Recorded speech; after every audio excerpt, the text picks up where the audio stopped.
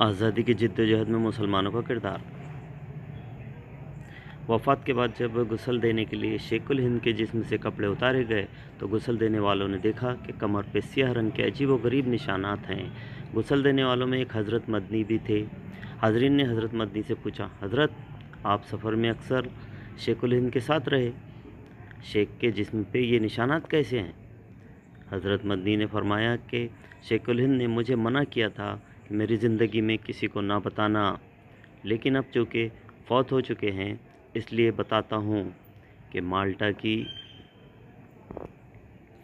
काल कोठरियों में सलाखें गर्म करके हज़रत शेखुल हिंद की कमर में दागा जाता था और कहा जाता था कि अंग्रेज़ों के ख़िलाफ़ अपना मिशन छोड़ दो।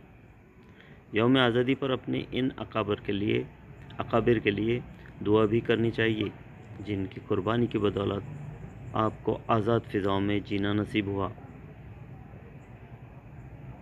उलमाए हिंद, बज़्म, उर्दू अदब।